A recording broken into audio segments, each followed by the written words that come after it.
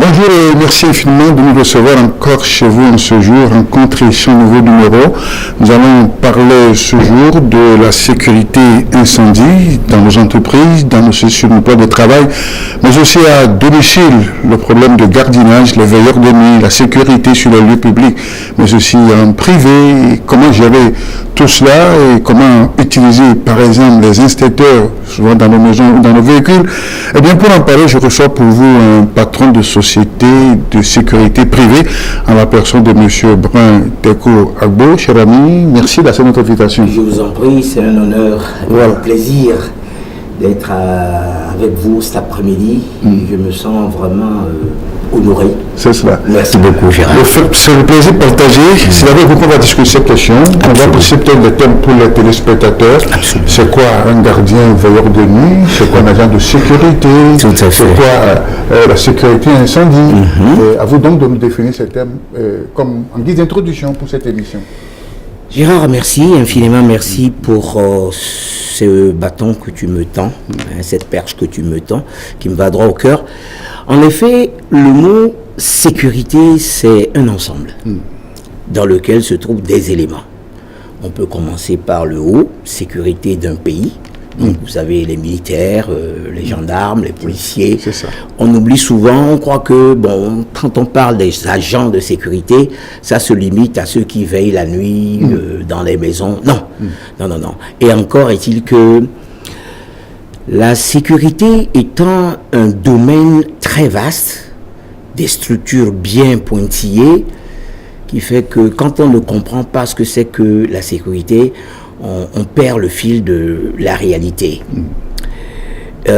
Si je me mettais à parler vraiment de la sécurité, on y passera toute la journée. Tout à fait. Parce que c'est un vaste sujet. Et on en trouve au port, portuaire, on trouve des sécurités aéroportuaires, à l'aéroport, on trouve de la sécurité de partout. En effet, en Europe, où je réside plus précisément, en France, à Paris, et aussi à Lyon, et les grandes sociétés ont pris conscience de ce noble travail, je dis bien noble tâche qu'est la sécurité. C'est ainsi que ils ont, comment dirais-je, fait une institution. La CNAPS, par exemple, c'est une commission qui s'occupe que des agents de sécurité. Et depuis, je dirais, leur paye, leur évolution, parce que la sécurité, dans le vrai sens du terme, demande une évolution. C'est ça. En Europe, quelqu'un qui veut se faire embaucher dans une société de sécurité, et comme on nous le demande souvent, il faut qu'il présente patte blanche. Eh bien, patte blanche, c'est-à-dire que la personne doit présenter un curriculum vitae, non seulement le curriculum vitae, mais surtout le casier judiciaire. Il faut que, parce que c'est un... Absolument, dans tous les sens du terme. C'est pas quelqu'un qui a eu un passé compliqué et qui est, comment dirais-je, qui a été repêché. Non. Il faut que d'abord, on voit au niveau de la justice si cette personne n'a rien commis de grave. Parce que si on te confie un immeuble, on te confie une banque, on te confie, parce qu'il y a des convoyeurs aussi qui sont des gens de la sécurité de fonds. Donc tout ça, Ça fait que on ne peut pas confier une lourde responsabilité à une personne qu'on ne connaît pas. C'est ça. Donc la personne doit montrer son casier judiciaire qui prouve que bon, il n'a rien, il n'a pas d'antécédent de la justice. Exactement. La moralité, la haute moralité, puisqu'il va y avoir des enquêtes pour savoir si cette personne, même au niveau d'ouverture d'une boîte de sécurité, il faut que le gouvernement envoie des personnes assermentées pour savoir si ce monsieur qui veut ouvrir une société de sécurité monte patte blanche. C'est ça. S'il n'a pas eu des antécédents. Et effectivement, on peut dire que bon, ce n'est que les débuts. Il y a d'autres choses. Quand on va rentrer dans le vif du sujet, je t'assure que on va parler de ce que c'est qu'un immeuble. Oui. Un site, parce qu'il y a des sites. Comment c'est classifié, le classement des sites. Et c'est en fonction de cela que le besoin d'engager quelqu'un pour veiller à la sécurité du lieu s'impose, n'est-ce pas? Absolument, absolument. Et à partir de quand le besoin se fait sentir? Dès le début. Oui.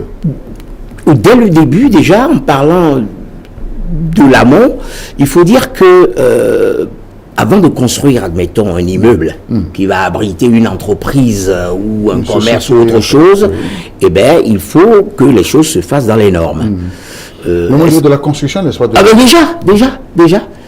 Même dans le domaine de la construction, il faut des agents de sécurité pour veiller au bien-être non seulement des personnes et des biens, mais aussi de ces biens qu'on est censé garder. Tu vois? Donc, c'est ce qu'on appelle les codes de l'urbanisme et de l'habitation. Code de l'urbanisme et de l'habitation. Bon, étant donné qu'on en est arrivé là, eh bien, on va essayer de classer aussi l'immeuble ou l'ensemble. En effet. Donc, on doit se demander c'est quel type d'immeuble ou quel type de construction, ou moins de locaux ou de sites que l'on est en train de construire. Est-ce que c'est un hôpital? Est-ce que c'est un hôtel? Est-ce que c'est un lieu où on vient faire de la conférence, faire des expositions? Est-ce que c'est un stade de football, entre autres? Bon, ces éléments-là, c'est pour ça les organisateurs, ou je veux dire, le CNAPS et puis d'autres délégués pour s'occuper de la sécurité s'occupent de ça. On classe ces bâtiments en type. Le type L, par exemple ici, en voyant ce qui se passe, c'est un type L. Et le type L, tout ce qu'on peut faire pour améliorer les conditions de survie, si jamais il y a un départ de feu, admettons qu'il y a un court-circuitage et puis il y a un départ de feu, comment on peut faire pour évacuer rapidement les personnes qui sont à l'intérieur? C'est ça. Donc tout ce qui concerne le type L, on doit le respecter. Le type M, par exemple, qui est un magasin. Voilà. On doit savoir comment on doit agencer les choses, puisque ici on peut rentrer, sortir comme on veut. Alors que dans un type M, qui est un magasin de vente, comment on doit organiser les choses pour que tous ceux qui viennent acheter, on peut les évacuer. Parce que la sécurité, c'est surtout évacuer en cas de sinistre, évacuer les personnes. Bon, les biens aussi sont importants, mais les personnes, pour qu'il n'y ait pas de panique et qu'il n'y ait pas suraccident. Parce que la plupart du temps, c'est du suraccident. Donc, on fait tout pour éviter que les personnes prises soient victimes de ce qui s'est passé. C'est pour ça qu'il faut faire très très attention, et je crois que lorsqu'on va rentrer dans les vifs du sujet, on parlera des moyens de secours qui peuvent rentrer en compte, et voilà. Alors quand on revient terre à terre, en dehors des sociétés, des sites, des entreprises, le système de gardiennage par exemple, dans notre domicile privé, à quoi ça consiste? C'est une tâche qui est honorable. Il faut reconnaître que les gens veulent la sécurité, comme le mot l'indique. Les gens veulent la quiétude, la paix dans leur maison. Et raison pour laquelle ils mettent un individu devant la porte de manière, surtout un agent de sécurité. Il est vrai que... Quel thème convient exactement à ce genre de job? Veilleur de nuit, gardien, gardiennage, agent de sécurité. Nous, on confond tout. Hein. Tu as touché du doigt la chose. Voilà. En général, on les met tous dans ce qu'on appelle un agent de sécurité. C'est un agent, monsieur l'agent. Comme on peut dire un agent de police. Voilà. Vous voyez, c'est un agent de sécurité. Donc, et son job? Ah ben, son job, c'est de veiller au bien-être des personnes à qui on a confié, qui lui ont confié, je dirais, leur sécurité, leur sérénité. Donc, ce dernier porte une lourde responsabilité. Il a des obligations. Obligations, bien sûr. Il a des obligations. Et avant de rentrer dans ce genre de discussion, il faut dire que quand tu es agent de sécurité, tu dois obligatoirement passer par la formation. Oui. Très important. Hein. Absolument. Il ne s'agit pas de prendre... Ah non. Quelqu'un qui vient du champ, on l'habille, on marque sur sa poitrine au dos, sécurité avec une casquette, sécurité. Ça passe pas. Ça passe pas. Un agent doit être formé. Au tout début, doit être formé. Et ça porte sur quoi cette formation de l'agent qui veille sur le bien? Ça base sur quoi, tu veux dire? Oui. Ben, les agents de sécurité ont besoin qu'on les forme sur leur réaction lorsqu'il se trouve un problème. Il faut qu'ils soient aptes de défendre ce qu'on leur a confié. Oui. Et comment le feront-ils? Un cambriolage, par exemple? Ben, disons, oui, effectivement, le cambriolage nécessite l'éveil déjà de l'agent de la sécurité. C'est dommage que la plupart du temps, les agents dorment. Surtout de nuit. Malheureusement. Je suis désolé d'aller droit au but comme ça. J'ai voulu contourner un peu, mais je me suis rendu compte que non, il faut appeler chat par chat. C'est ça. C'est le constat que vous avez fait sur je l'ai fait, surtout chez nous. C'est regrettable que je peux monter jusqu'à 60% d'agents qui, arrivés sur leur poste de travail, une fois qu'ils voient qu'il y a un calme... je dirais olympien, et ben, la seule chose, c'est de dormir. Chose que, normalement... C'est une faute grave, alors. Ah oui, tout à fait. Qu'est-ce que je fais dans ce cas? D'abord, j'appelle l'agent, je lui donne des conseils en disant non, c'est pas normal que tu fasses ça. Une deuxième fois, la troisième fois, je ne vais pas le taper, comme vous le voyez. Je ne vais pas l'amener en prison non plus. Mais vous savez ce qui fait mal la plupart du temps? Ce qui fait mal à nos jours, c'est la poche. C'est la poche. Lorsque un agent est surpris une fois, deux fois, après des conseils, des remontrances, on rappelle cet agent à l'ordre en disant, ben, écoutez, je suis désolé, on va enlever 5 000 francs sur ta paye. Admettons que l'agent il gagne 45 000 francs, il se retrouve à 40 000. Hein? Aujourd'hui, on se bat pour eux de manière à ce qu'on soit aligné, comment dirais-je, à la grille du SMIC que le gouvernement nous demande d'appliquer. Eh bien, on ne peut pas se battre pour votre bonheur tout en attendant que vous fassiez du n'importe quoi ce qu'on vous a confié. Donc, je reviens à la formation, c'est indispensable. Chez nous, en Europe, souvent, lorsqu'un agent veut rentrer dans la ligne être embauché comme agent de sécurité, il doit passer, comme je l'ai dit, au peigne fin. Après ça, il doit aller dans un centre de formation. Et ce centre de formation, ayant reçu déjà le préfet est au courant de ça, comment dirais-je, les autorités sont au courant de votre état civil, si on peut parler comme ça, vous êtes une personne bien. Bon, maintenant vous voulez rentrer pour la formation, pour obtenir quoi? Le premier diplôme dans le domaine de la sécurité, c'est ce qu'on appelle le CQP. C'est une qualification d'agent de sécurité. CQP. J'ai ce diplôme-là ici. Si vous voulez, je peux vous le montrer. Après le CQP, vous avez le SIAP. C'est un diplôme qu'on obtient à travers votre volonté à connaître le monde de la sécurité. C'est un diplôme qui est indispensable. Donc le premier, c'est le CQP que je vous montre ici. C'est ce premier diplôme que vous recevez, le CQP. Et après le CQP, vous avez le SIAP 1.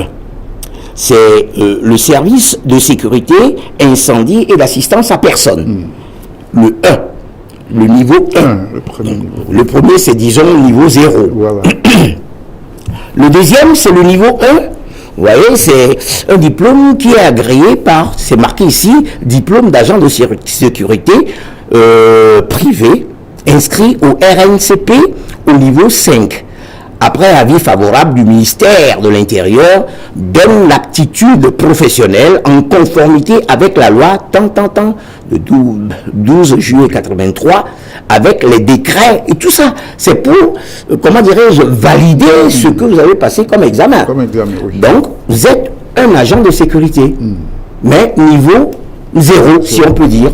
Le deuxième, qui est le niveau 1, qui est le diplôme de service de sécurité incendie et d'assistance à personne qu'on appelle le SIAPA, tu vas l'obtenir aussi. Et ceux qui ont le courage de continuer, ils ont le SIAP 2. Ça, tu deviens un chef d'équipe. C'est ça. Donc, il y a une certaine graduation, une certaine évolution dans le métier. Dans le métier. Donc il ne s'agit pas de n'importe qui se lève ou de se... Ah non, on s'improvise pas. Ah non, on n'improvise pas agent, on s'improvise pas agent de sécurité. Et puis bon, vous avez le SIAP 3, qui est ce diplôme. C'est ça. Hein, ça c'est d'abord une attestation, après vient le diplôme. Vous avez d'autres attestations puisque vous allez continuer à évoluer. Vous voyez? Donc, tout ceci dit, il faut dire que être agent de sécurité en Europe, c'est vraiment une étude et donc tu dois avoir une base. Au minimum, c'est le BEPC, chez nous ici, avec ton BEPC. Et pourquoi le BEPC? Pourquoi pas le CEPE dans le temps? Mais parce que, eh bien, monsieur, vous êtes arrivé à un milieu où vous êtes appelé à faire des rapports de service. Admettons qu'il s'est passé quelque chose la nuit, un jour, un incident ou un accident, il faut écrire. C'est ça. Je m'appelle monsieur un tel, ce matin, tu marques la date bien sûr, ton nom et ta signature. Dans le livre, ou du moins plutôt le cahier, qu'on appelle la main courante. Nous avons nos mains courantes. Et cette main courante, c'est dans cette main courante que vous écrivez chronologiquement depuis votre prise de service. Admettons, vous commencez à 6 heures, donc vous avez votre, comment dirais-je, prise de service de monsieur Untel. On est aujourd'hui le 27, hein, tu marques l'heure de prise de service à 6 heures. Hein, je sous-signais monsieur Untel, j'ai pris mon service, j'ai pris en compte tout ce qui est dans mon PC, c'est ça. Le PC sécurité. Ça. Et puis après, tu fais ta première ronde. C'est important, les rondes. Et c'est là où, moi, quand je forme mes agents, je mets l'accent sur les rondes. Il faut faire les rondes d'ouverture, les rondes intermédiaires, et enfin, les rondes de fermeture. Et tu passes la consigne à ton collègue qui vient pour te relayer. La relève, tu lui passes la consigne. Et à lui maintenant de prendre les choses en main, et attendant que tu reviennes le lendemain ou quelqu'un d'autre pour reprendre le service. C'est ça. Donc c'est un service continu. C'est un service continu. Oui. Jusqu'au jour où tu es, admettons, de repos, ou que tu as un handicap, ou je sais pas, un empêchement, et tout ça, ça se négocie. Tu vois ce que je veux dire? Donc, être un agent de sécurité, c'est quelque chose qui est noble et quelque chose qui doit suivre, je dirais, un parcours. Et tant que tu n'es pas passé par là, eh bien, je ne vois pas la raison de ta présence là-bas. C'est ça. Est-ce que vous avez remarqué que de plus en plus, il y a ce besoin qui se fait sentir chez nous? Parce que, bon, habituellement, on pense qu'il n'y a pas de problème. On ne sent pas le besoin de prendre un agent de sécurité pour une raison quelconque. Alors, qu'est-ce que vous avez remarqué par rapport... Bon, on ne va pas comparer avec ce qui se passe en Europe. Est-ce que vous avez remarqué que de plus en plus, il y a ce besoin à Lomé, dans nos sociétés, par rapport auparavant ou bien... Il va y en avoir encore. Gérard, je vous le dis franchement, les besoins sont là. Il va y avoir encore de plus en plus de besoins. Parce que nous sommes sur un continent qui est convoité. Un continent qui bientôt va installer sur ce continent des industries. Lorsque l'Afrique va s'éveiller, tout comme d'autres pays, on a besoin des agents de sécurité, je dirais, qui sont aguerris pour pouvoir faire convenablement le travail.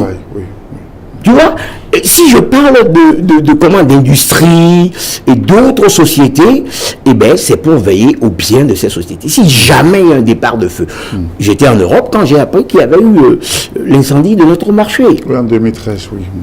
Et après, il y a eu encore d'autres. Oui. Mais on se pose la question, comment ça se fait qu'il y a un départ de feu alors que nous avons quelques minimums d'éléments qui peuvent nous aider? C'est pour ça que je te parlais de rondes. Les rondes sont obligatoires, indispensables. Un agent qui arrive sur un site et qui ne fait pas ces rondes et marquer tout ça dans la main courante, eh bien, ce garçon, je te dis franchement que c'est pas la peine qu'il reste là. C'est ça. Rencontre Champ, nouveau numéro, nous parlons de la sécurité sur le lieu de travail, à domicile.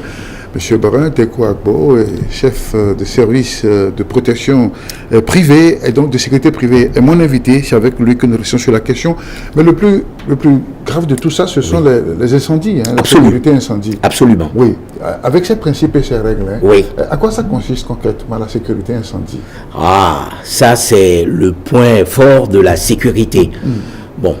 Je sais que dans beaucoup de sociétés qui fleurissent aujourd'hui à Lomé, il y a beaucoup de sociétés qui sont sur notre territoire, notre pays. Je ne sais pas s'ils sont formés. J'ai entendu par-ci, par-là qu'il y a eu un centre de formation. C'est une très bonne chose. Mais il faut qu'on aille jusqu'au bout.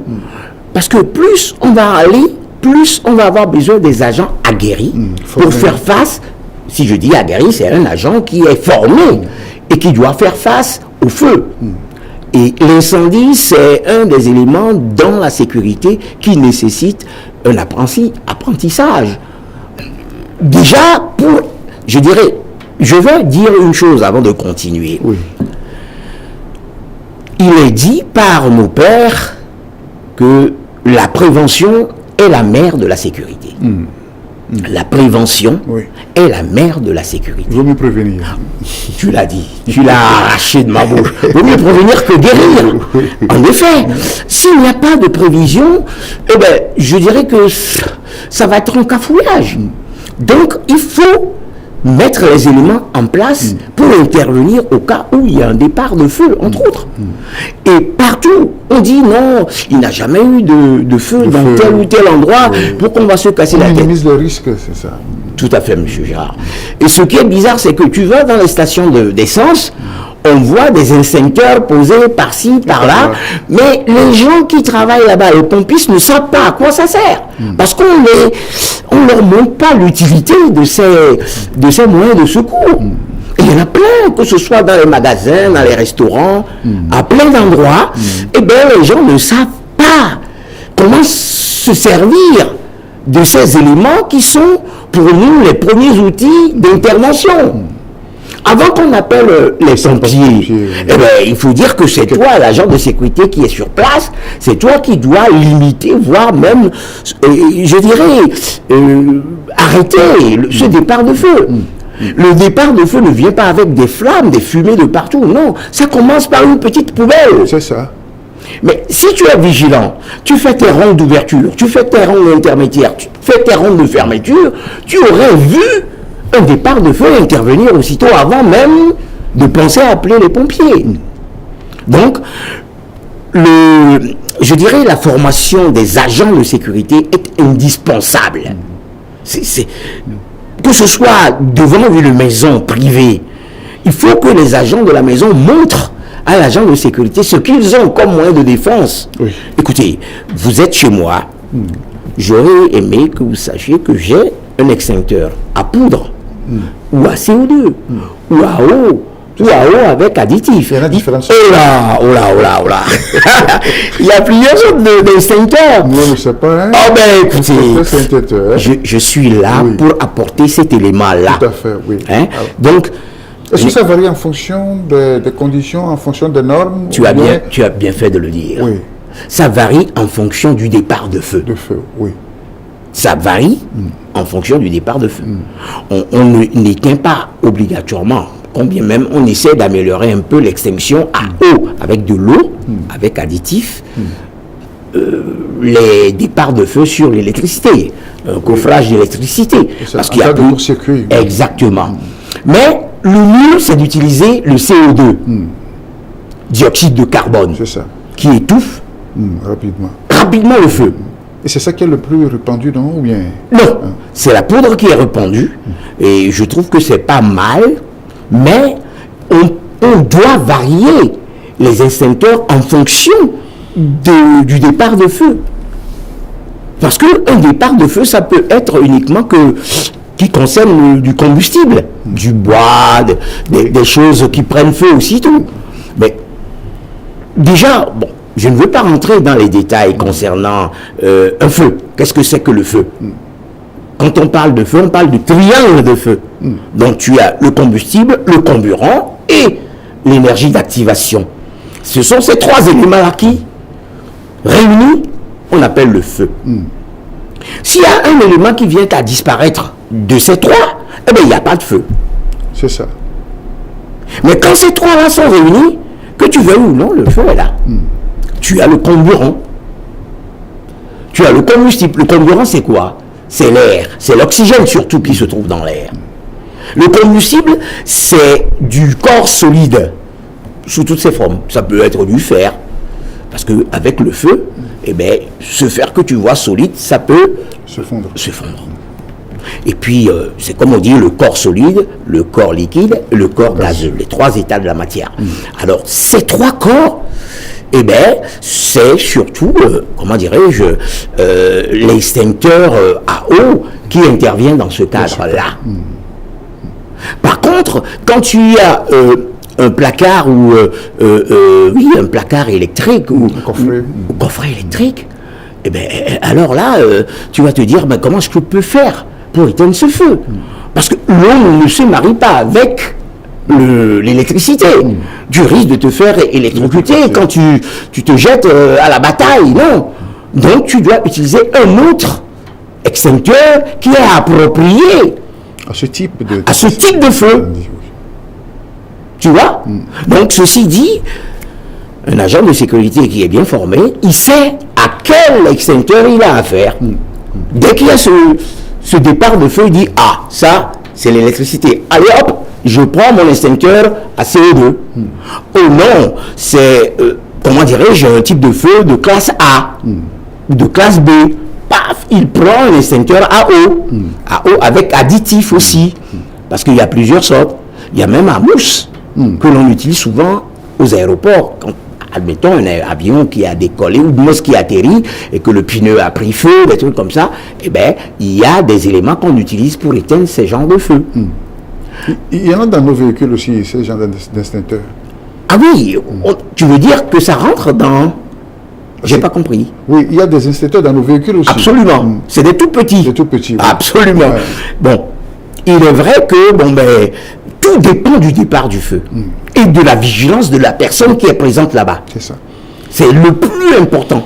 Dès que tu es agent de sécurité, que ce soit dans une maison, une industrie ou, je sais pas, un magasin, sur un site plus précisément, tu dois veiller à ce que tout se passe bien. Ça veut dire que tu dois être en permanence en ronde.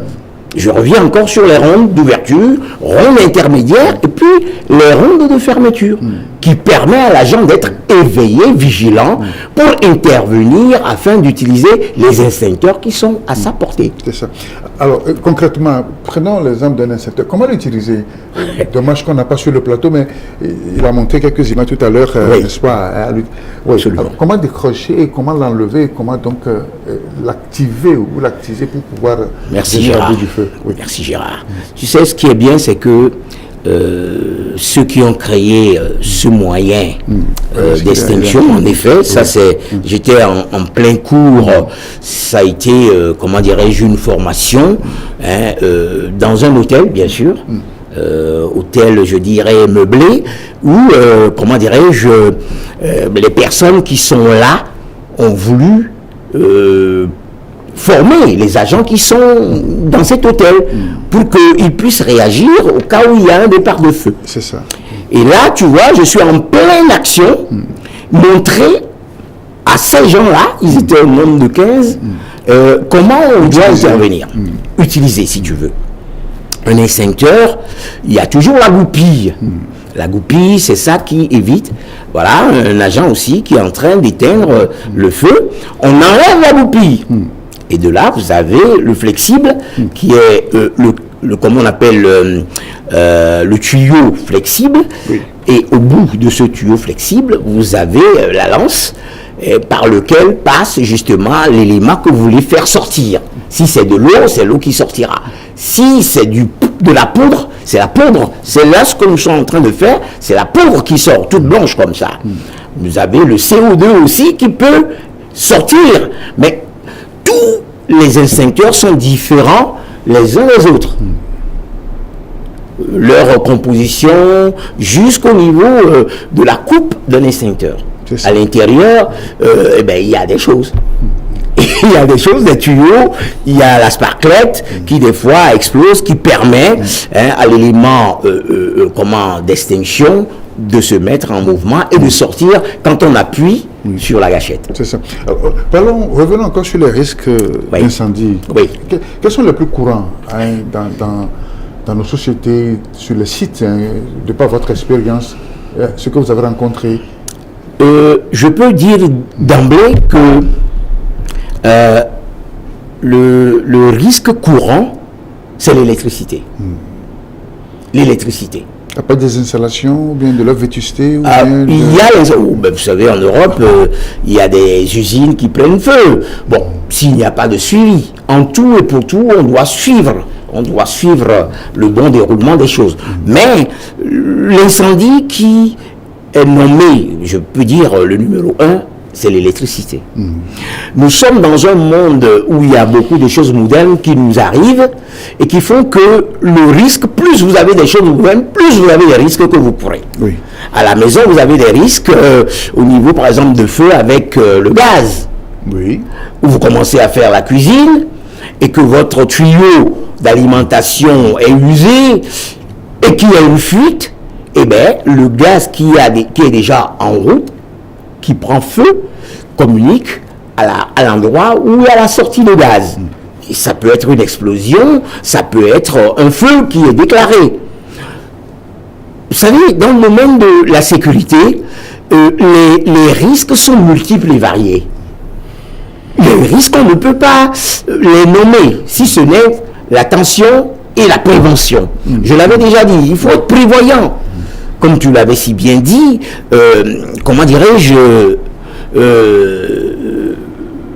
la prévention, c'est la mère, comme je le dis, de la sécurité. Vaut mieux prévenir que guérir. Donc, celui qui est éveillé, fait attention aux éléments qui sont autour de lui, je crois qu'il va éviter beaucoup d'accidents. Mais malheureusement, les accidents sont omniprésents. Au quotidien. Donc, au quotidien. Que ce soit à la maison, dans les entreprises, dans les hôpitaux, dans mille et un endroits, c'est aux agents appelés à travailler qui doivent être vigilants pour intervenir au cas où il y a un départ de feu. Quelles sont les normes de sécurité que vous pouvez conseiller, par exemple, pour quelqu'un qui construit un immeuble, pour quelqu'un qui construit un magasin, un domicile? Quelles sont les normes de sécurité qu'il peut prendre pour éviter justement ce genre de risques? Tu l'as dit, chaque type de, de site a, ses normes établies. Il y a des endroits où on vient pour danser. Il y a des endroits où on vient s'asseoir pour manger. Donc tout est prévu pour que si jamais il y a un départ de feu, on sache, évacuer cet endroit calmement, sans panique, surtout sans panique, de manière... Parfois, c'est la panique qui cause plus de dégâts. Tu as tout dit. Plus que le danger même. Oui. C'est ce qu'on appelle le suraccident. Je vais te prendre un exemple. Je te dis, avec ce sujet, on va passer toute la journée à en parler, parce que c'est un sujet passionnant et qui est vaste, qui occupe pratiquement notre vie actuelle. Admettons un magasin. Supermarché, super taco ou super je ne sais pas quoi champion. Ce sont des magasins que nous aimons visiter pour acheter nos besoins. Voilà. Ce qui est conseillé aux personnes qui travaillent en tant qu'agents de sécurité sur ces lieux, sur ces sites, ils doivent veiller aux issues de secours. Déjà, il faut en avoir des issues de secours. Absolument. Il y a des endroits où c'est tellement vétuste qu'on ne sait même pas si on est dans une église ou je ne sais pas quoi. Donc, on doit veiller aux issues de secours. Mais est-ce que derrière les issues de secours, est-ce qu'on peut sortir sans heurter quoi que ce soit? Malheureusement, les dirigeants ou les patrons, les responsables de ces sociétés, ils exposent des palettes de choses pas possibles. Sur ces sorties-là. Sur ces sorties, ces issues de secours. Donc, un agent de sécurité, son travail, c'est d'aller voir le directeur de la société en disant, mais monsieur, je suis très content de travailler chez vous, mais là où vous disposez les choses, vous empilez, c'est, comment on les appelle? On fait plutôt des magasins pour stocker. On stocke et on superpose des palettes qui sont là. On dit non, mais mettez la palette vide là-bas en attendant, on viendra le chercher. Oubliant que là, c'est une issue de secours. Ou si jamais il y a un départ de feu que les gens commençaient à sortir, qu'ils puissent sortir librement et aller sur le lieu de rassemblement sans pour autant être ingratigné ou avoir mal. Oui. Vous voyez? Et souvent, qu'est-ce qui se passe? Où la maman avec son bébé qui est dans une poussette, ils sont arrivés et voilà l'incident. Comment on va faire pour éviter que l'enfant ne soit pas piétiné? Ce que je dis là, je le dis pour plusieurs endroits, que ce soit au stade, que ce soit à l'église même, y compris. Il faut toujours respecter les issues de secours et les dégagements. Les dégagements, c'est les endroits qui nous amènent vers la sortie. Mais tant que vous ne surveillez pas ces choses, surtout, je dirais, le responsable de cette société-là ou sur ce site-là, il doit vraiment être attentif à tout ce qui concerne la sécurité sur son lieu de travail ou sur son site. Et aussitôt appeler l'agent de sécurité. Non, je ne veux pas que vous laissiez cette chose-là là-bas. Ou c'est à l'agent de sécurité de dire au patron, écoutez, je ne sais pas où on va mettre ça, ou j'ai vu quelque chose, est-ce que vous pouvez demander à l'autre là qui s'occupe du ménage d'enlever ces choses-là? C'est indispensable. C'est très très important. Dans les grands immeubles, il y a à la fois les escaliers, oui, mais aussi les ascenseurs. Oui. Alors parfois, on a des escaliers qui ne sont pas éclairés, il y a des ascenseurs qui tombent souvent en panne. Alors, ça revient de la responsabilité de qui? De l'agent de sécurité ou bien du patron de la société? Ça dépend. Oui. La plupart du temps, les immeubles d'habitation, ils ne mettent pas des agents de sécurité, à moins que ce soit un immeuble de luxe, où je dirais, il y a le luxe, il y a ceux qui ont des moyens et qui construisent quelque chose qui correspond à cela.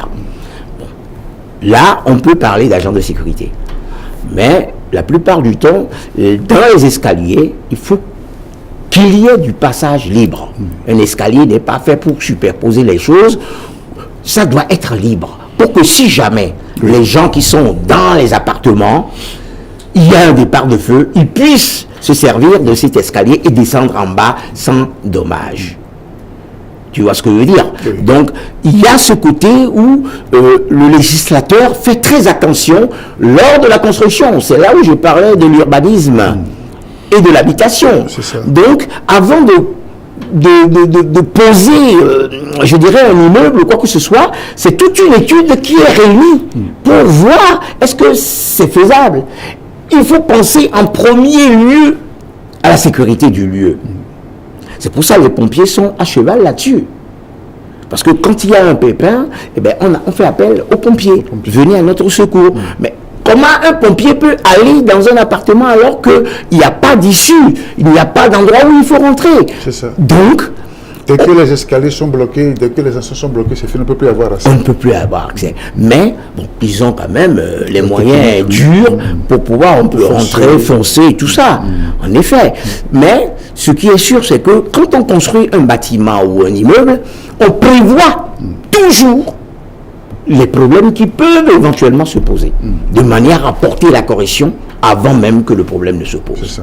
Autre volet de discussion, c'est la prise en charge, oui, en cas de sinistre, les premiers secours. Oui. Les premiers secours. Vous êtes dedans aussi? Oui. Bon, écoute, parce que là, on est en train d'aborder tous les sujets à la fois. Parce que, admettons que nous sommes dans nous appelons des immeubles ou surtout des maisons à bas étage, les ERP. Ce sont des établissements recevant du public. ERP, établissement recevant du public. Comme les établissements scolaires. Oui, entre autres. Le lieu le stade? Non, un stade, c'est encore un autre type. Oui. Parce que j'avais parlé, vous savez, ce qu'on est en train de faire, on est en train, en quelques minutes, de parler de tout le système de sécurité. Donc, des fois, je touche du doigt un sujet ou quelque chose, et puis je me rends compte que je ne peux pas le développer jusqu'au bout. Oui. Parce qu'il y a une autre question où il faut dire 2 ou 3 mots. En effet, lorsque vous êtes sur un site de type, je dis bien de type, parce qu'après le type, vous avez la catégorie. En effet, vous avez la catégorie. Il y a la catégorie, la première catégorie, c'est un endroit où vous recevez plus de 1501 personnes. Première catégorie. Avec, comme on appelle le SSI qui correspond à cet endroit-là. Tu vois ce que je veux dire? Tout est calculé de manière à ce que vous avez la deuxième catégorie qui est de 1501 à 700 poussières. Et du type, par exemple, de catégorie plutôt 4, ainsi diminuent les catégories. Au fur et à mesure que ça diminue, les types varient, les catégories aussi varient, en fonction du nombre de personnes qui viennent sur le lieu visiter, ou, tu vois. Donc, on tient compte de tout ça pour avoir une idée sur ce qu'on doit mettre en place pour éviter qu'il y ait un accident ou suraccident, ou pour permettre à l'agent de sécurité d'intervenir correctement, en utilisant bien sûr les moyens qui sont à sa disposition. Vous avez par exemple dans les magasins, par exemple, ça c'est un type M. Un type M magasin, c'est un type M.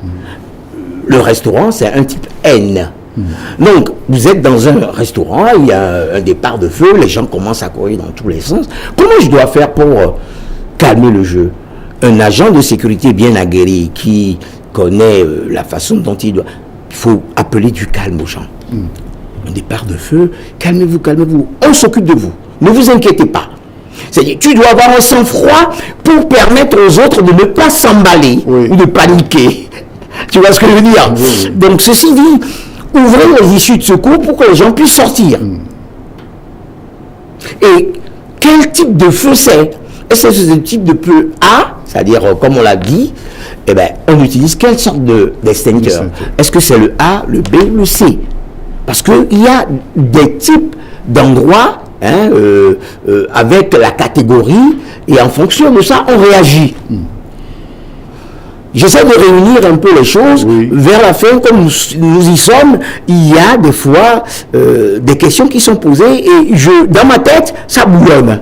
Je me dis, comment est-ce que je peux faire passer la pilule pour que M. Léa puisse comprendre?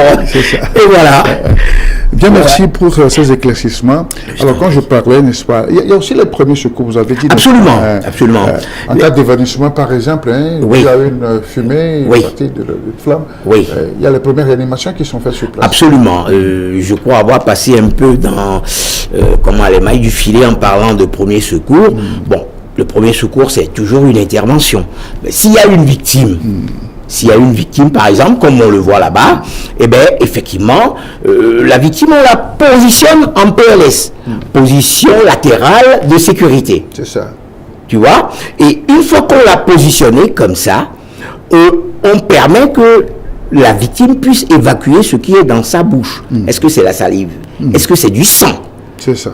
Okay. On se pose la question. Donc, pour que la personne n'avale pas ces déchets qui sont dans sa bouche, on le positionne en PLS.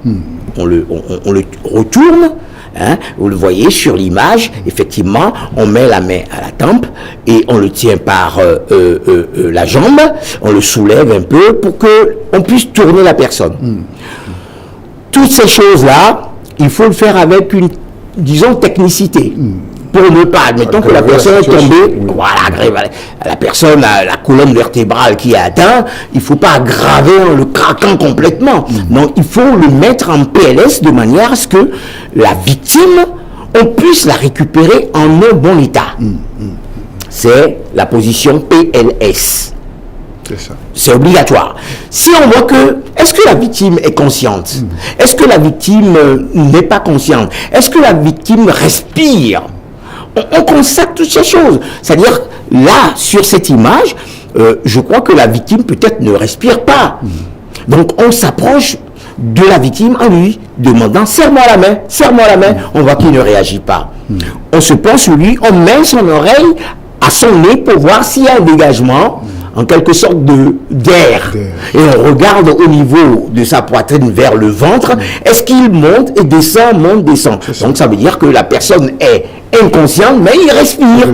Et comment on doit procéder? Des fois même, il est inconscient, il ne respire pas. Est-ce qu'on peut appliquer ce qu'on appelle le massage cardiaque? Et c'est de là que l'on commence à masser la victime pour lui faire raviver, enfin le faire remonter, ou que son cœur puisse reprendre souffle, et puis l'amener à la vie. Très bien. Beaucoup de choses à dire. Donc, il y en a plein, alors, finalement, est-ce que quand on vous contacte, par exemple, pour ce genre de prestations, vous posez des conditions, vous vérifiez les lieux d'abord d'accepter le job? Vous avez des exigences de la part de ceux qui vous demandent votre prestation? Bien sûr. On est là pour rassurer les gens, les rassurer, les mettre à l'aise. Donc, on voit la hiérarchie, la direction, et même d'autres qui sont autour, les conseillers et tout ça. Et on joue le rôle, comment dirais-je, de consultant. On donne des conseils. Oui. Vous voyez, j'ai fait le tour de votre site. C'est un site. Eh bien, j'ai remarqué que ici, c'est pas, les choses ne sont pas comme il faudrait. On coopère, si tu veux. Voilà. On amène la direction à comprendre le besoin de sécurité qui s'impose à eux. Si vous voulez que les gens se sentent bien dans leur travail et que vous-même, vous puissiez tirer profit de la sécurité, du bien-être des gens, eh bien, faites ce qu'il faut. Le conseil, on donne des conseils. Et si la personne accepte nos conseils, tant mieux. C'est ça. Mais des fois, ils n'acceptent pas, mais on passe par des petits chemins pour essayer de les faire comprendre que c'est important. C'est ça. Et donc, il y a des outils, il y a du matériel que vous conseillez à mettre sur place, de sorte que la sécurité puisse être assurée à 100%. On avait parlé tout à l'heure des extincteurs. Oui. On regarde quel type d'extincteur il faut à tel ou tel autre endroit. On voit d'abord l'activité. Quelle sorte d'activité vous faites? Voilà. Si l'activité demande à ce qu'on mette plus des extincteurs à eau, on vous le conseillera. Si c'est des extincteurs, admettons, il y a beaucoup de câbles électriques dans tous les sens, mettez plutôt le CO2. Ça veut dire que le jour où il y a un pépin, eh bien, le CO2 a cette spécificité de ne pas détruire les trucs électroniques dont on s'est servi. Mais si c'est de l'eau ou si c'est de la poudre, vous ne pouvez plus rien récupérer. Puisque le passage de la poudre et de l'eau vont dégrader le produit que... Vous voyez ce que je veux dire? C'est ça. Donc voilà. Sauf que pendant longtemps, on a considéré ce job, ce métier comme trop cher. C'est de luxe, hein? Le coût. Oui, bon, moi j'ai mes murs bien élevés, donc j'ai pas besoin, n'est-ce pas, de l'agent de sécurité. Un voleur n'avertit jamais qu'il passera ce soir. Monsieur Wilson, ce soir à 2h du matin, je vais débarquer. Je vais vous aider. Il va rester éveillé avec ta machette à la main. C'est ça. C'est pour ça que dans tous les cas, il faut prendre ces mesures. Tout à fait. Il faut reconnaître aussi qu'en parlant de cherté, du coût d'un agent de sécurité, ça ne dépend pas obligatoirement de la société de sécurité qui emploie ces agents. On venait de parler du SMIC qui a été élevé au Togo. Quelqu'un ne peut pas demander à un prestataire, par exemple, écoutez, vous me payez 60 000 francs pour un agent, alors que l'agent va gagner 52 500. Combien il resterait pour la société? C'est la question qu'on va se poser. C'est ça. On ne fait pas de commerce à perte. Évidemment. On pense toujours au bénéfice. Donc ça veut dire que non seulement en pensant au bénéfice, mais tu dois penser aussi à tes impôts à payer. L'OTR est là. Il y a la Caisse nationale de sécurité sociale qui est là. Peut-être que l'employé, on lui donne 30% de son salaire. Les 70 autres %, qui c'est qui va le payer? C'est l'employeur. Vous voyez le calcul? C'est vite fait. Nous avons des fois des motos, des outils de travail. Il faut les assurer. Il faut mettre du carburant dedans. les agents, il faut les payer à leur juste valeur. C'est cela. Okay. Merci, M. Brun-Tekouago. Alors, ce débat tire à sa fin. Dernier mot, quel conseil pour ceux qui nous écoutent? Qu'est-ce que vous pouvez leur dire pour leur montrer l'importance de la sécurité? Je suis content, M. Wilson, que cet entretien ait lieu. Ce n'est qu'une base posée pour les années à venir. Et comme je l'avais si bien dit, l'Afrique est un continent convoité et qui bientôt va voir sur son sol des grandes usines qui vont s'implanter. Ce n'est pas en ce moment qu'on va se poser la question comment on va faire pour la sécurité. La sécurité crie de partout. Dans les hôpitaux, dans les hôtels, dans les maisons de personnes âgées, gériatrie. Il y a beaucoup de choses. On n'a fait que survoler. Vaut mieux commencer par ça aujourd'hui comme ça et après rentrer dans des détails beaucoup plus approfondis. Ce n'est que une ébauche de ce que l'on doit faire. La sécurité est très, très, très importante. Que ce soit à la maison, que ce soit sur les lieux de travail. La maison et les lieux de travail.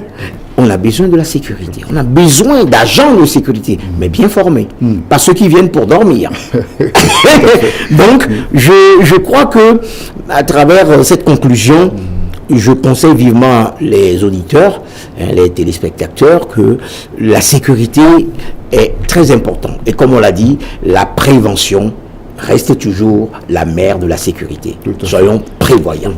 Voilà, c'est sur ce mot de prévention que se referme cet échange important sur la sécurité. Merci. En général, donc, merci, M. Tekouago. Vous avez été mon invité. Vous êtes chef service, n'est-ce pas, de cette... Je suis gérant de sociétés de sécurité et en même temps conseiller des sociétés qui aimeraient avoir, comment dirais-je, ou qui veulent me consulter, un consultant. Merci beaucoup pour ce temps. Merci à vous également, amis téléspectateurs, d'avoir suivi cet entretien. Je vous retrouve la semaine prochaine pour d'autres réflexions. Au revoir et à très bientôt. Merci.